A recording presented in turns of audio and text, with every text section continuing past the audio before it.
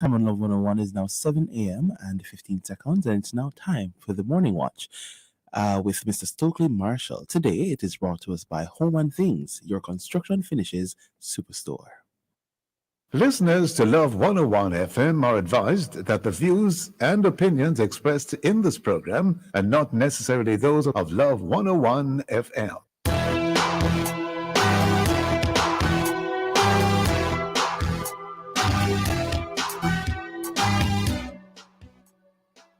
Hello and welcome to the Morning Watch on Love 101 FM, the number one gospel station in Jamaica. I'm your host, Stokeley Marshall. A special welcome to our listeners on love101.org. And if you are overseas and on the move, U.S. listeners can access us at 712-832-8001. And if you are in the UK, 0330-332-6541. Or join us via the Love 101 FM app that can be downloaded from the Google Play Store or the Apple Store. You can also check us out on Love 101 FM, Facebook Live, and YouTube Live.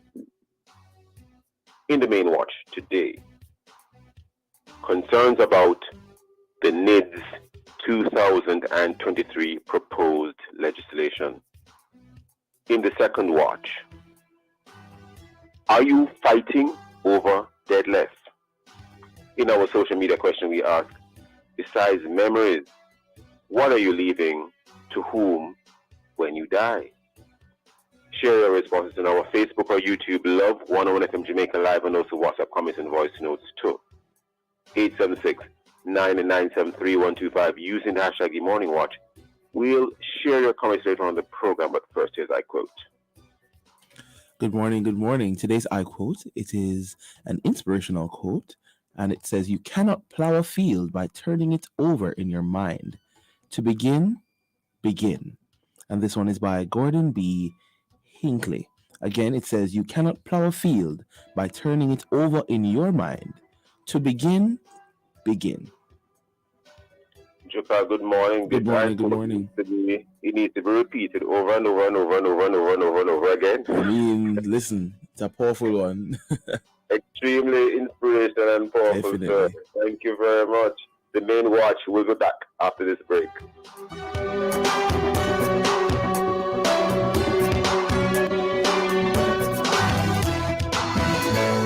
He knows my name. Here is your opportunity to connect with someone who will listen, pray, and give guidance. It's the telephone counseling ministry of the Edgewater Baptist Church. Please call 876-220-6474. Weekdays between 8 a.m. and 9 p.m. and Sundays between 8 a.m. and 8 p.m. Please talk to someone if you're finding it particularly challenging to cope during this period of global crisis. Someone is waiting for your call. Please reach out today. 876-220-6474. It's the telephone counseling ministry of the Edgewater Baptist Church. This is a reminder that somebody cares. Endorsed by Love 101. He knows my name.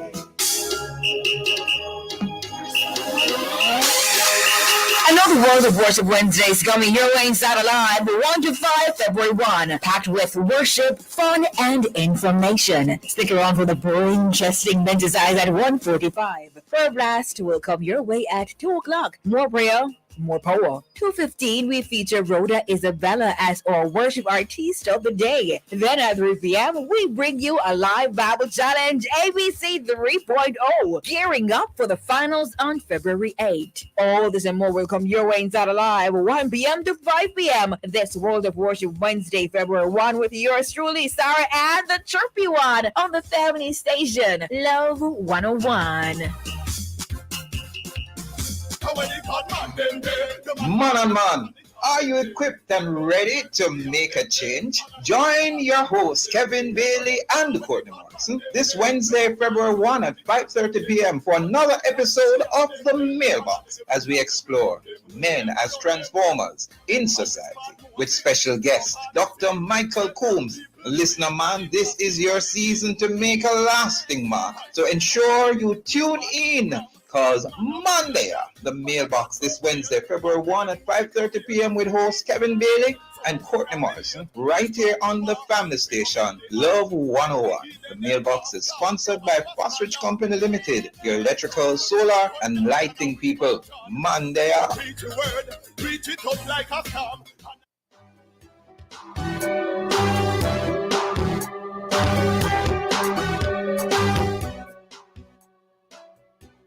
Welcome back to the Morning Watch. I am Stokeley Marshall. Now, I'm sure you must have heard about the proposed NIDS legislation.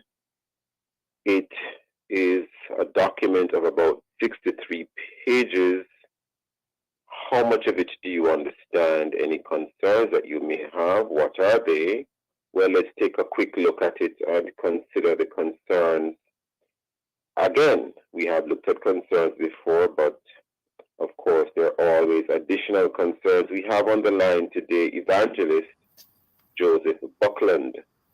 He is a lecturer of the Jamaica School of Preaching and Biblical Studies International, and he is no stranger to the Morning Watch. Good morning, Evangelist Buckland. How are you doing today?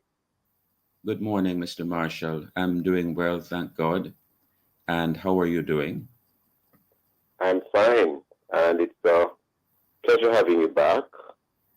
Thank you. You seem to have a number of other concerns about this, legislation. And, well, what are these concerns? I gather you are concerned in relation to the voluntary nature of NIDS, but isn't it voluntary? Why are you concerned about that now?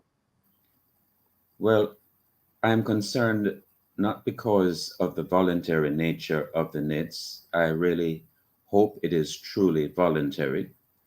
But what is lacking in the legislation is protection against the private sector, making it mandatory. You see, on the one hand, the government does have legislation in Section 30, in Section J on page 35, making the application for enrollment in the NIDS and the ability to cancel that application or the enrollment in the NIDS at any time. And that is a welcome change from the previous NIDS legislation, which made it mandatory for everyone. So I welcome that change. However, what is missing, in my opinion, is protection against the banks or other private sector entities making it compulsory to have the national identification card in order to do business with them. You see, if they make it mandatory, then you won't be able to access your money at the bank or buy groceries or buy clothes or shoes, for example, if these private sector entities require the use of the national identification card.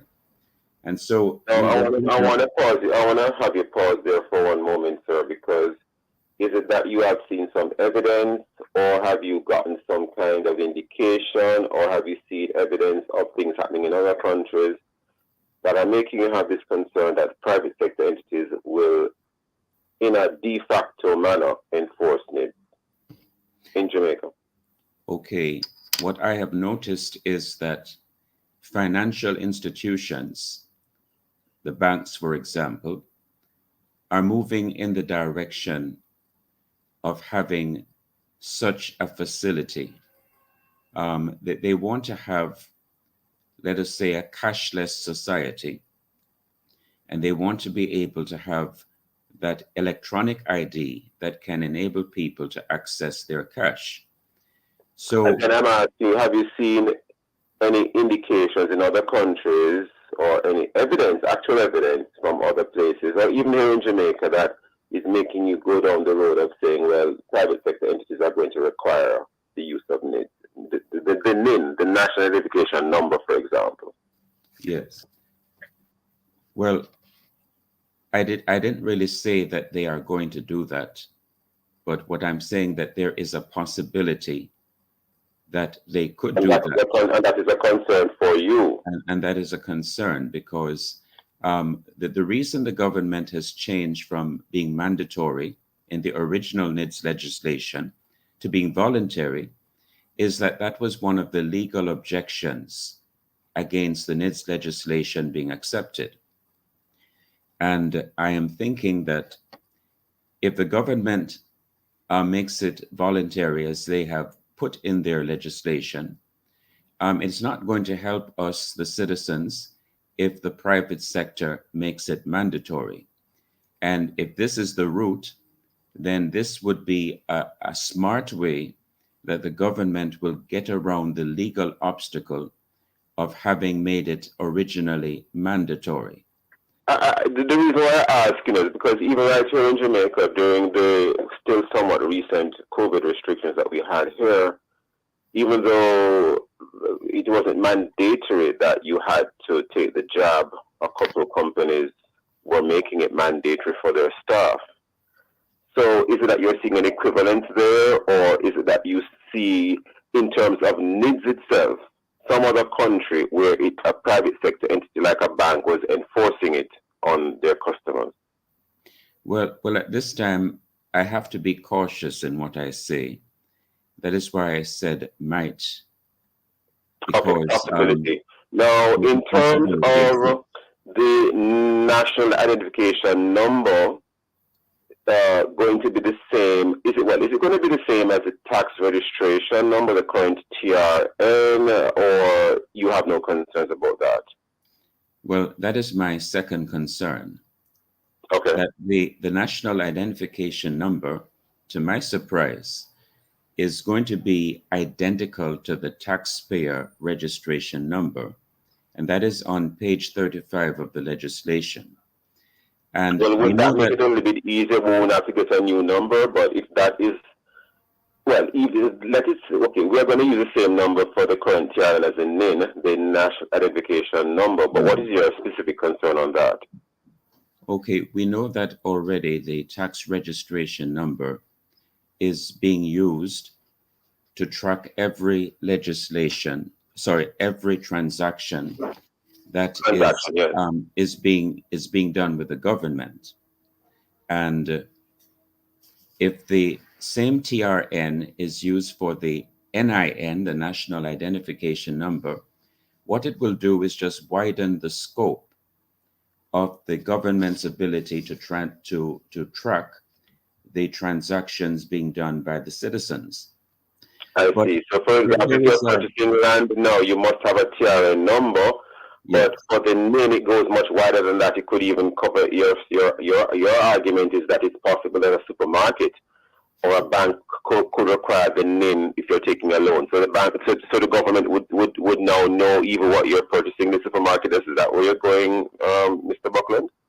Well, yes, they will know everything because NIN is really good argument, Mr. Buckland, that nothing is wrong with you knowing everything if I'm doing nothing illegal. What is your response to that?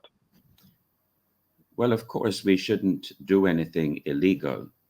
Yeah. But do we want the government to know everything that we are doing as citizens? Okay, so you're making a privacy point there. There should be a level of privacy to which government should not be a sort of overly too much into your business and life. Is that what you're saying? Even if you're not doing anything illegal? Yes, and I want to add some more information to your previous question.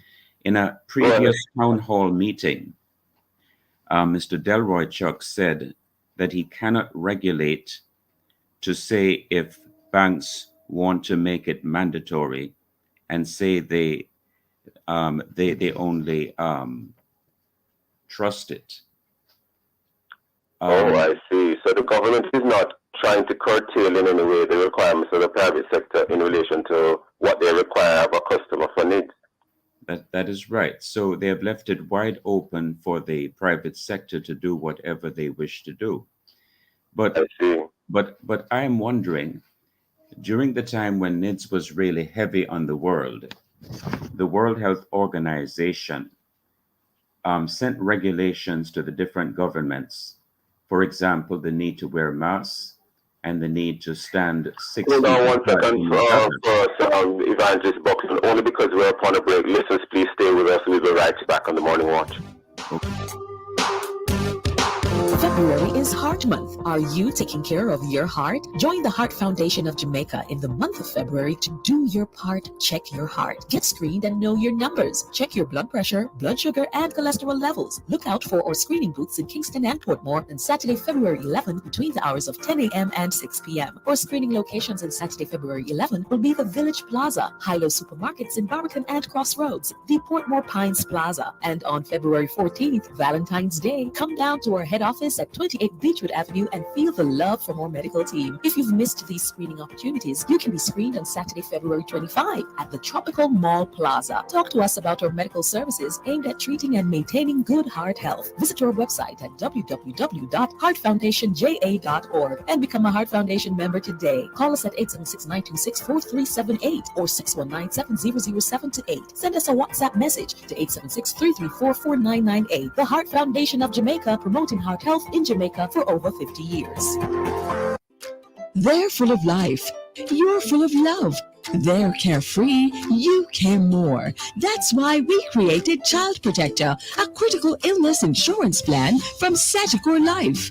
It provides coverage for your child in the event of 15 critical illnesses, hospitalization benefits, life insurance, and investment benefits. So make sure your child can live life to the fullest. Apply for Sagicor Child Protector today.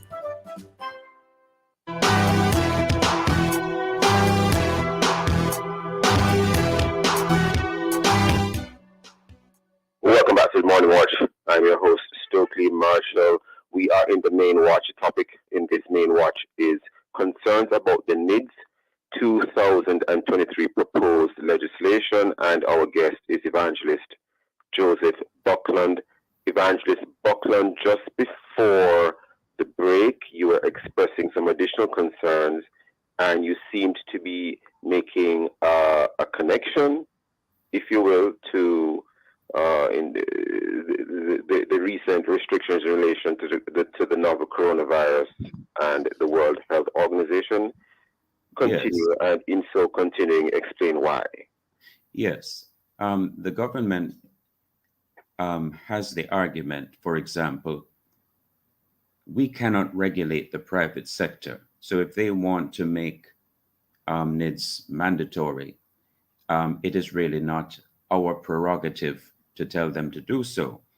And this is the context in which I bring in the illustration that when the World Health Organization was trying to restrict the spread of the COVID-19 virus, they required governments to make certain restrictions on the society, the wearing of masks and standing 6 feet apart from each other in a business place. And the business people have complied, even to this day. They have complied. And so they really do have the power. Some do and some don't. Yes, we'll continue. They do have the power or the authority to regulate the private sector in the national interest. So if the government genuinely wants the present NIDS to be strictly voluntary, and they know that some private sector entities may want to make it mandatory, as government, they do have the authority to protect the citizens by requiring these private entities not to make the national identification card mandatory for doing business with them. And if they don't do Should the that, legislation therefore be amended, in your opinion, before it, should Yes, at this stage, should some change rather be made to ensure that there's a provision to, ensure that a private sector entity can't enforce? yes, NIDS I think that would be a necessary amendment to the legislation so that the citizens may be protected, because if they don't do that, then they have left the private sector open to do whatever they think is best for their private sector businesses. So to protect the citizens, I think it is necessary to add that clause in, that they should not, as a private sector, to make it For any mandatory. finalization, you're advocating for that to be included. Yes, I'm advocating for that to be included to protect the citizens. Because if that is not done, should be able to enforce the needs on the public. I want to quickly move on to something because time is going. You seem to have a concern as well about the ability of the government to shut down the national identification card, so that it cannot be used in transactions. Can you elaborate on that for us, please? Yes. On page 54, I read that the government or the National Identification System and Registration Authority will have the authority to suspend any card, and no reason was given for the suspension. But if the person whose card is suspended does not agree with the suspension, he or she would have the right to go to the appeals tribunal. So the context in which I read about the suspension is that against the person's wishes, the authority may suspend the card, meaning that even if they use it, it won't have any electronic or digital ability to make any transaction. Now, my concern is if a government, I'm not talking about the present government, but if a future government were to have certain policies and laws that some citizens disagreed with, they could exercise their authority and suspend those users' cards so that they're not able to transact any business either with the government or with private sector. A point I want to raise, though, Evangelist Buckland, I'm not in any way undermining what you're saying, but under administrative law, and this authority you made reference to would arguably, I'm assuming, fall under administrative law principles. There's a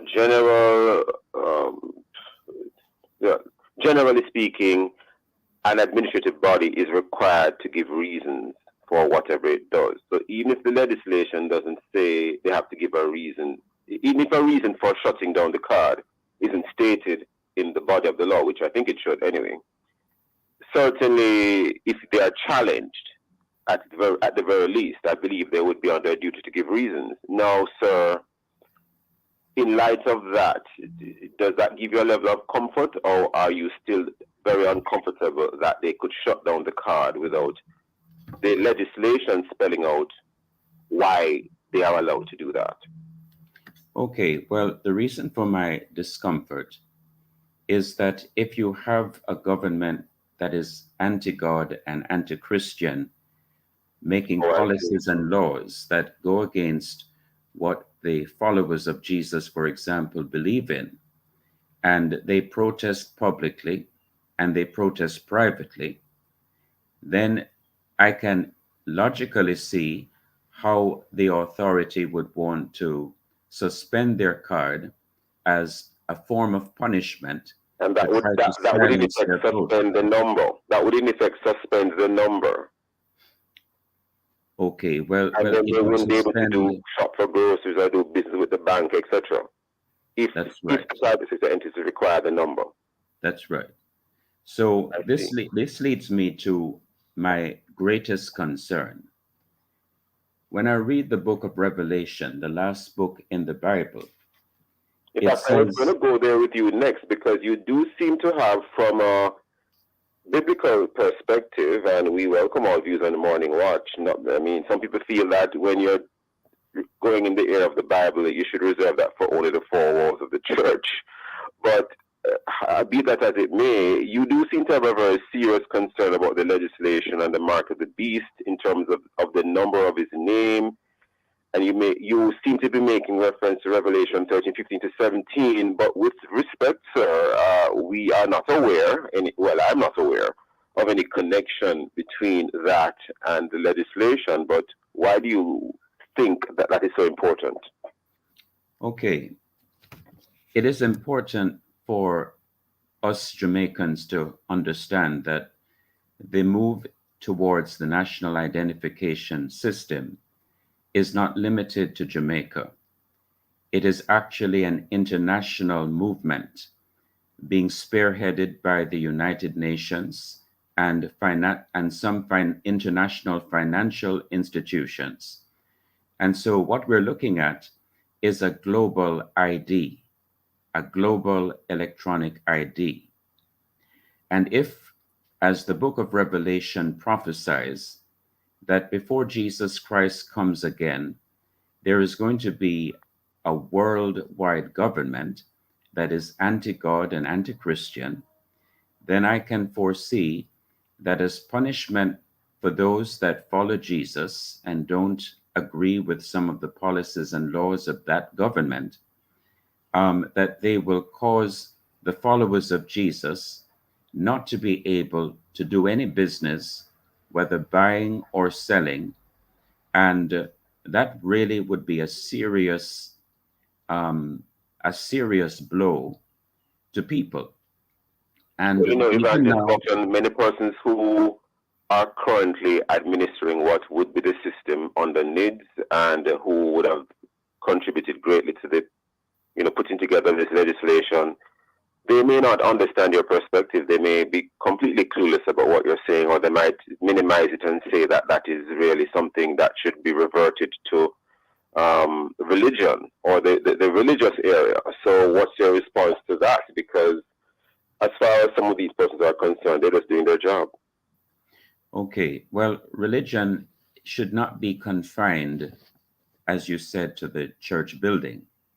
Religion actually is one's relationship with God, as shown in our attitudes and behaviors in dealing with people around us and in dealing with God. It affects the whole of life.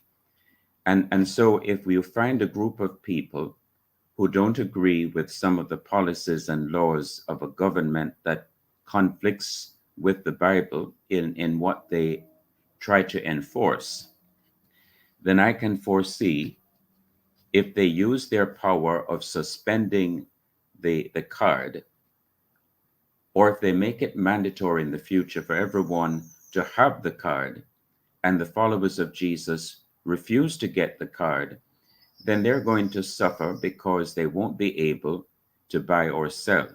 Now, I just want to make it clear, Mr. Marshall, I'm not saying that the national identification card itself is the mark of the beast.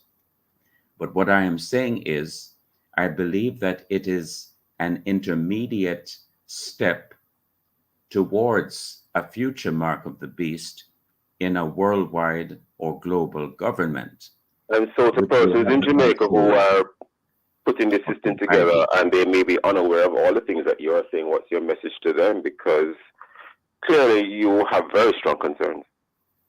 Yes, well, the thing about God and prophecy is that even when people are unaware that they're fulfilling prophecy, God already foresees what people are going to do in the future. A lot of prophecies are fulfilled by people who don't even know about such prophecies. You see, so this is one of them. Now, I just want to say that I wanted to. We have seconds left, though, Evangelist. And I have seconds left to say it. What I want to say in closing, Mr. Marshall, is that I did my best when I read the 63 pages of that legislation to make comments on the website, because we were invited from a television broadcast from the government to look at the legislation and to make comments on their website. And I made attempt after attempt after attempt, and each time it was blocked. I couldn't access the comment section. So I'm really wondering what is going on. Why is it that I could not be able to go to the comment section? If persons want to contact you, Evangelist, so they can learn more about what your views on this matter, how do they reach you? Okay, my email address All common letters is Joe, Joe underscore Buckland, Buckland at yahoo.com. And I would be glad to share any further information about my concerns. We have to leave it there today, Evangelist, because we are totally out of time. I want to thank you for coming on the program today again to share your thoughts on this particular topic. Very interesting, and always a pleasure having you, Evangelist. Thank you for your time and for your thoughts. Thank you very much for having me, you and Kathy Gale. Indeed. I appreciate it very much. Listeners, please stay with us. We'll be right back at the Morning Watch. J&Bank Small Business Loans. Tell us your business and let's turn your ambitions into reality. The time by J&Bank Small Business Loans is 7:30 and 47 seconds. From generation to generation, Jamaicans have depended on J&Bank to make the pride and joy of providing a safe place for their families possible. Now, with no processing fees and no down payment mortgage options, you can open the door to your own sweet home, a legacy to hand to your next generation. Visit jnbank.com to get pre-approved today. J&Bank will help you find a way. Simplified CDD or simplified customer due diligence requirements make it easier for customers that are assessed as being low risk for money laundering to open accounts, as fewer documents are required for customer identification and verification. This financial literacy tip was brought to you by Bank of Jamaica, building an inclusive economy.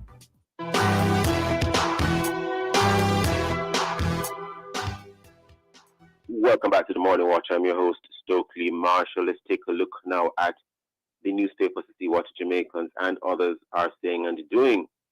And our first news source we take a look at just now, we have a story here, and of course this is the Observer. The headline indicates Gage Gray's CPFSA contract terminated. The story by Arthur Hall. The government has terminated the contract of Chief Executive Officer, CEO of the Child Protection Family Services Agency, CPFSA, Rosalie Gage Gray. We now move over to another news source, the Gleaner this time. And in this one it reads, CCJ, standing for the Caribbean Court of Justice, orders bank to repay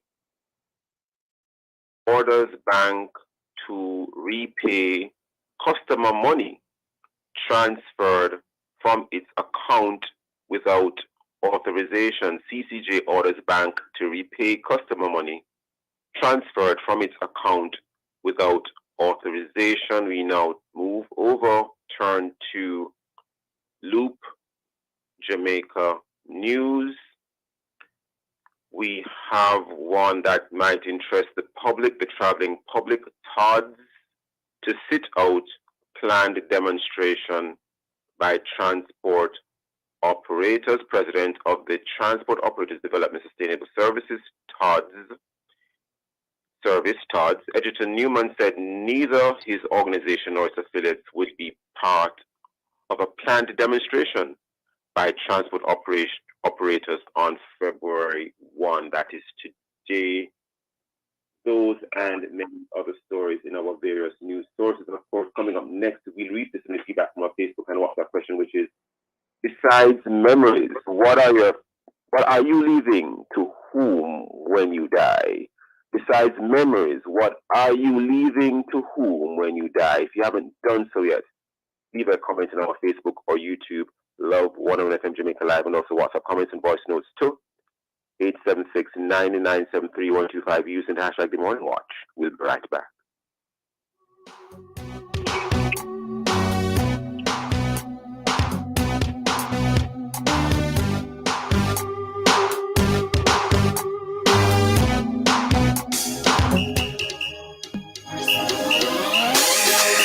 Another World of Worship Wednesdays coming your way inside alive 1 to 5 February 1, packed with worship, fun, and information. Stick around for the boring, interesting exercise at 1:45. Third blast will come your way at 2 o'clock. More prayer, more power. 2:15, we feature Rhoda Isabella as our worship artist of the day. Then at 3 p.m., we bring you a live Bible challenge, ABC 3.0, gearing up for the finals on February 8. All this and more will come your way inside alive 1 p.m. to 5 p.m. This World of Worship Wednesday, February 1, with yours truly, Sarah and the Chirpy One on the family station, Love 101.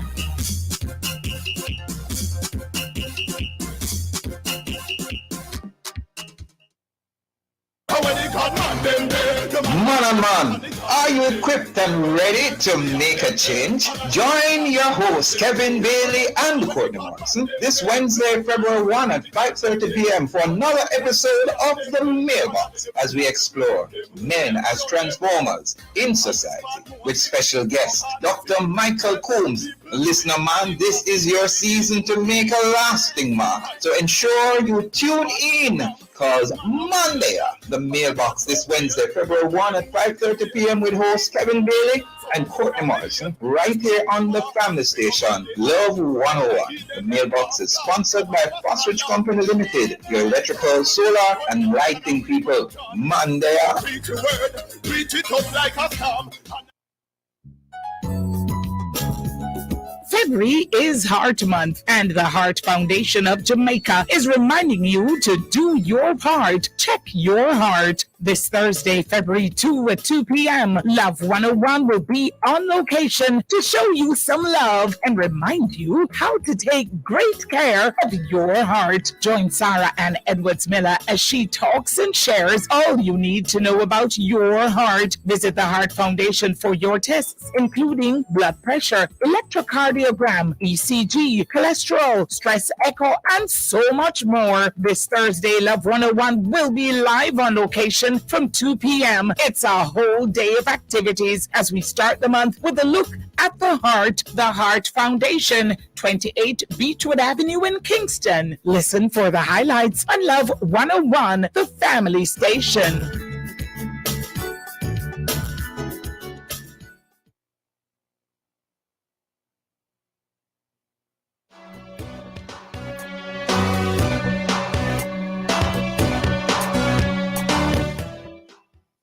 Welcome back. You're tuning to the Morning Watch on Love 101 FM. I'm your host, Stokeley Marshall. Let's join Jakal for a look at how our Facebook and WhatsApp friends answer today's question. Besides memories, what are you leaving to whom when you die? Jakal. Yes. So, all right, we have some responses here. Carol Williams is saying, I will leave whatever I have to my son and grandsons. Kendra says, it depends. Let me see. And then somebody was, referring to the one before, the topic before. She said, so true. I believe all he said regarding the end time. So that's all we have here on the WhatsApp line. None on Facebook and YouTube at this time. I see. That reference to the end times was about the feedback question or the first? No. The first watch. Okay. Right. Indeed. And, we move right into the second watch. Thank you, Chicago. We move right into the second watch. And have you made a will? What are you waiting for if you haven't? Do you think there'll be any fighting for what you leave behind? Or do you care or not care about that? Some people might say, well, me done that already, so after me did it don't matter. Well, not so for everyone. Some people would like to have as much peace as possible after they die among their potential beneficiaries or their planned beneficiaries. Now, what are the repercussions of a person not leaving a will? And what are the emotional, psychological, and other reasons for not writing one? Why do some people feel that if they write a will, it means that they're going to die? or you're rushing their death. We have on the line today to discuss this very sensitive topic Anthony Williams, attorney at law, and Michael Aiken, director of the Gideon Educational Center and pastor of Fellowship Tabernacle, Kingston. Mr. Williams and Mr. Aiken, good morning to you both. Good morning, my brother. Good morning to you, Mr. Stokeley. Great having you both. Now, what happens to deadlift, what Jamaicans call deadlift, when there is no will? Is it a selfish thing to not write a will or leave a will, or is it just ignorance? So I'm starting with you, Mr. Williams. Well, firstly, it is important for a person to make a will. It is important for many, many reasons. Firstly, it allows the person to give to their beneficiaries who they really want to give the property to. It also prevents unnecessary disputes and fights and fuss and quarrels, and to disrupt, family unions and relatives and friends. Yes. It also ensures that specific gifts are given to specific persons. And it is really an important aspect of estate planning because persons have worked very, very hard for their assets, and you don't want that aspect. In fact, there is a historical and biblical source for leaving a will in respect of Isaac, because Isaac, as you know, had two sons, Esau and Jacob. And he said to Esau, "Come, let I bless you before I die, because my eyes are getting dim." And so way back, you see where Isaac was making plans for his estate. And the story continues with Isaac's wife, Rebecca, having overheard what was taking place, now plan an evilous plot so that her son, the twin of Esau, to get the benefit, which was the birthright. And it is the same thing that happens in Jamaica and in the world. So persons have to plan carefully. And also, especially if you have minor children, it is important that you take care of them with an estate plan. Yes, and with you can have persons as well that you want to make special provisions for whatever special reasons, and that's also important. Now, Mr. Aiken, any comments in relation to this? Because as a pastor, you've seen situations where, from another angle, you may have seen situations where there is a contest over what is left behind. I don't know, Mr. Aiken. Yes, indeed, I have. But let's begin with the fact that there is a powerful proverb, and I think it's chapter 13:22, that is very instructive for all of us, especially those of us who embrace issues of faith. It says, "A good man leaves an inheritance for his children's children." I found that very instructive. Not just children, his children's children, which, of course, making reference to his grandchildren. That calls for a lot of sensible planning. And also, if you're to read between the lines, if a good man does that, then a man who does not could be defined as what? I leave it right there, Mr. Aiken. I tell you. Now, I have witnessed, of course, the kind of aggression and hostility and quarreling that can take place, even among people who call on the name of God, simply because of deadlift. Families who acknowledge Jesus Christ as Lord are willing to put him down, and all the principles for which he stands are for peace and patience, just because a little piece of land left for somebody, a brother or a sister who you as a child think perhaps is not worthy of it, which again, of course, means that you are thinking that you are worthier. Very interesting. I thought you were finished, Pastor. I say that way because, of course, in all the circumstances that I've had to participate as a guide, the conflict is because of somebody's ego. Somebody is thinking of himself or herself more highly than he ought to think. In fact, in one particular case, I can't forget, So you give me that case, Pastor. Can you hold the thought because we are now upon a break? Listen, please stay with us. We'll be right back in the morning watch.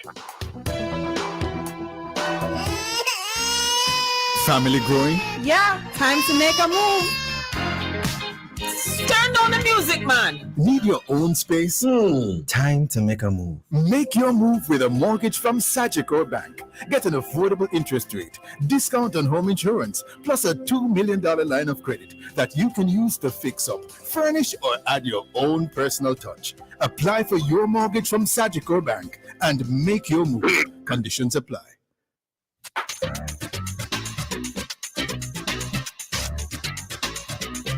For 50 years, Under the Law has been helping you to know your rights and how the laws of Jamaica can help you defend those rights. The program is brought to you on Tuesdays by the Minister of Agriculture and Fisheries, Grow Smart, Eat Smart, and on Thursdays by the Office of the Children's Advocate, enforcing and protecting the rights and the best interests of all children in Jamaica. Under the Law at 6:20 a.m., 2:35, 6:45, and 9:10 p.m. on Love 101 FM.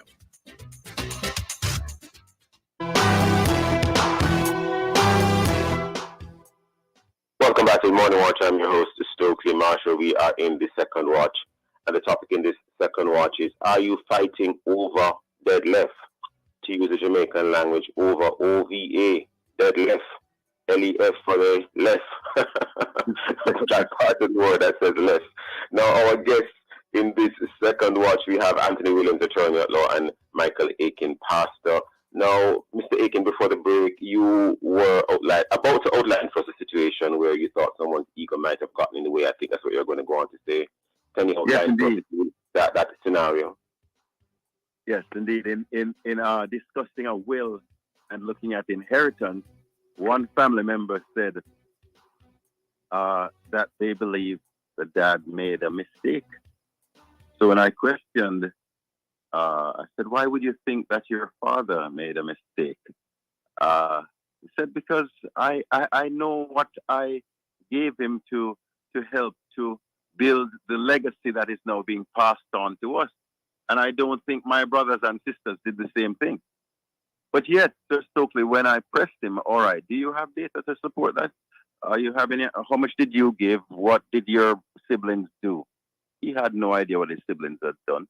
He simply was speaking from his own perspective of what he had perhaps, what he did to help the father as the father had aged, not knowing that there were siblings who were doing much more than that. So again, it comes down to people's perspective, and when your ego gets in the way, it can really blind you. So I'd appeal to all your listeners today. Number one, yes, do write a will because that's what a good man does. And number two, try not to throw away the character of Christ just because of a piece of land or a few Jamaican dollars that are worth nothing elsewhere outside of Jamaica. Very interesting.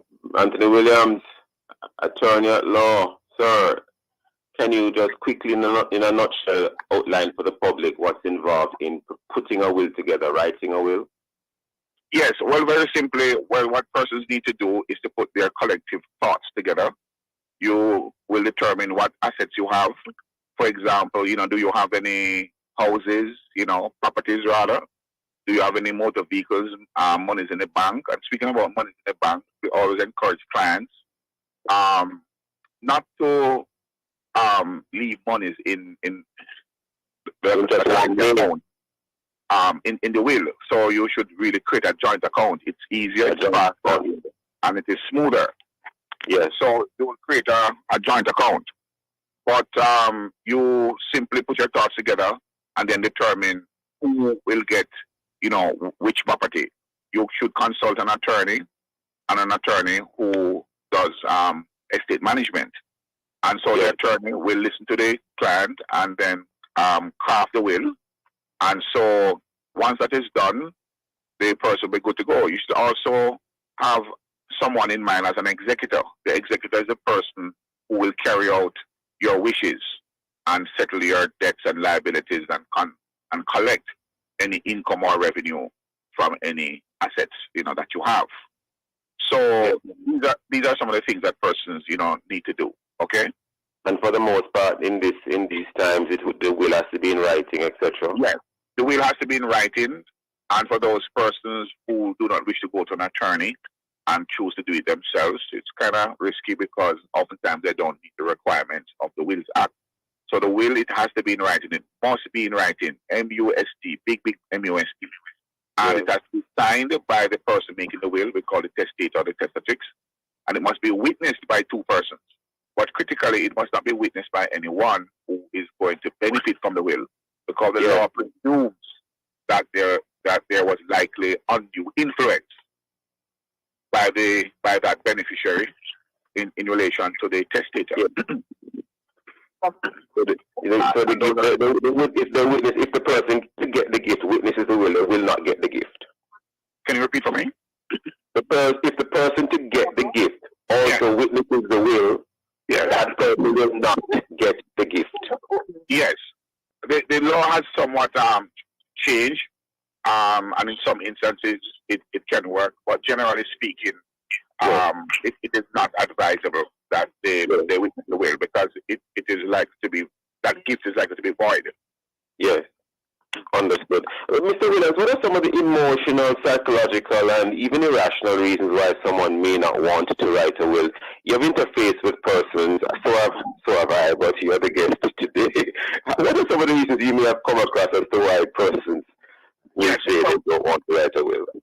Some persons know, a lot of persons know the importance of making a will, but they feel that they have time on their hands, and time waits on no man. They also feel that it is not important. They also feel that they are planning to die. These are mythical concepts that should not permeate in the minds of persons, and they feel that they don't really have any money and time to waste. They really don't have any money and time to waste on lawyers. But that's not the case. You're really, planning. It's really putting your thoughts together and planning for the future. You're really planning for the benefit of your family.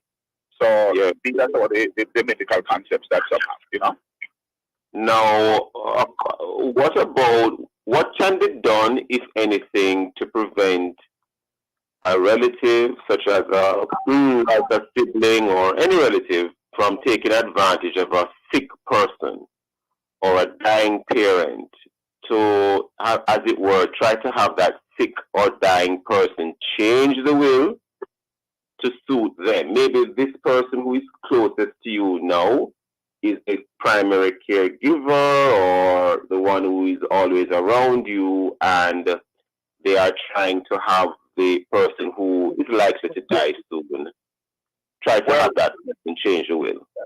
Well, we have found that issue, and so what we as lawyers normally do is that, especially when they come to the office, but there are times when lawyers will visit the home of these persons. We make sure that the person who is going to make the will, that is the testator or the testatrix, be given the opportunity to be the only person in the presence of the attorney. Sometimes they may need a caregiver to be around them because they may understand maybe the language or interpret what the lawyer is saying. And it is okay if that person is there. Right? It is okay if that person is there. So in those circumstances, it is a safeguard. Right? It is a safeguard. But generally speaking, I've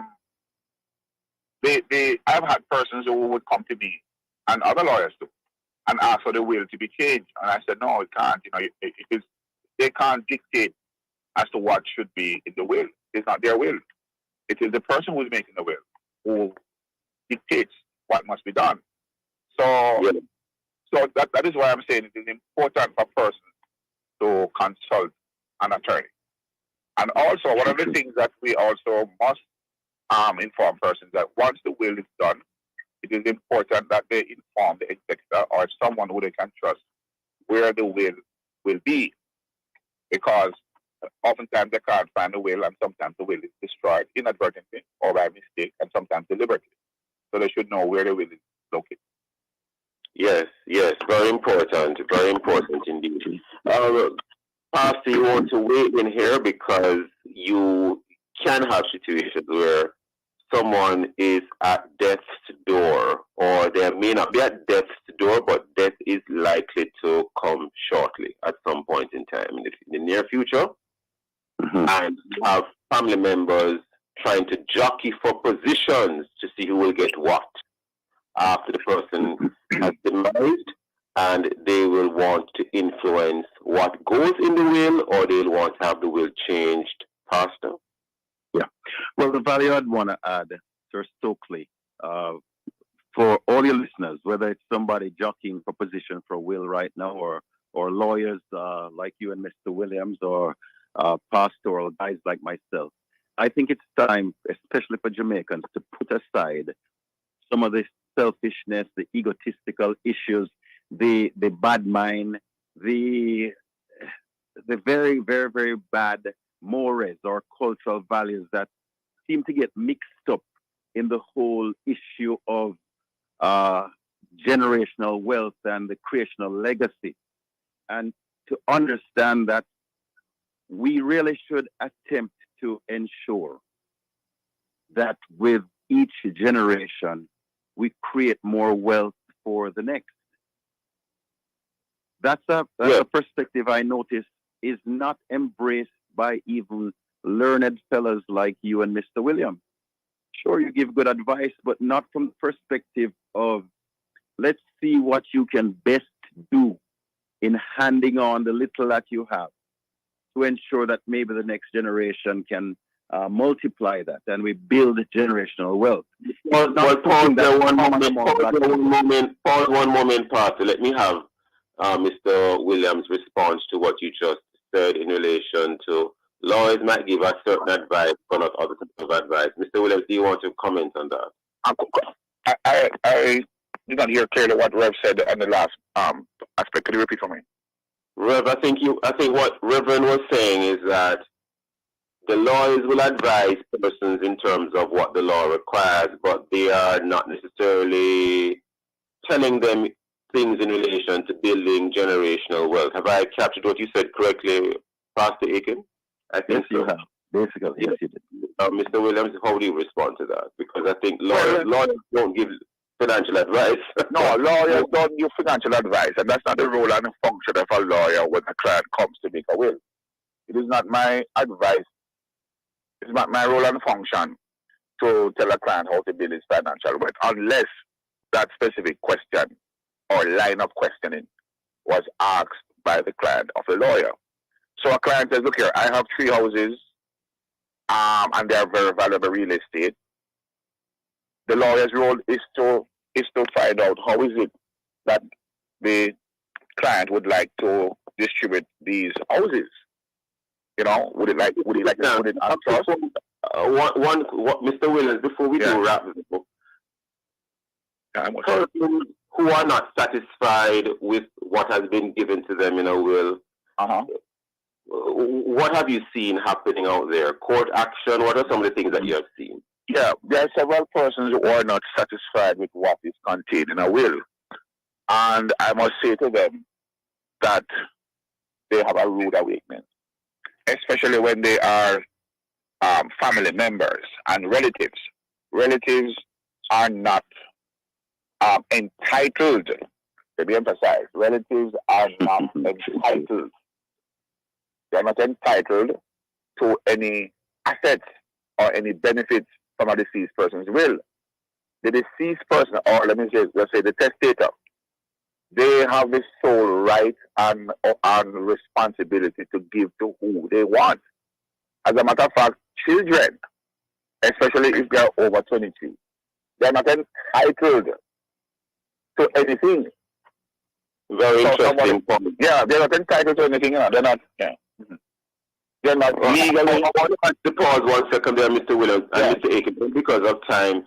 But maybe for a future program, Pastor, I think we need to drill down into the wealth building aspect of what you just said. But we are totally out of time already.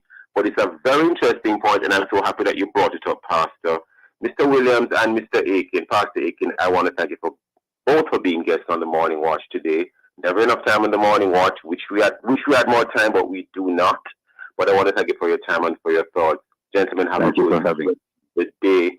Thank you, listeners, for being with us. Join us again tomorrow as we look at other topical and controversial issues.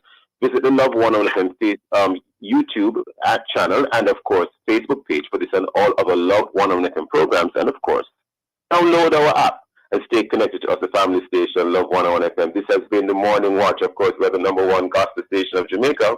Thanks to our producer. We thank our producer as well, Kathy Gale, and our guest. I am Stokeley Marshall. Hand you back to in the morning with the Chocal.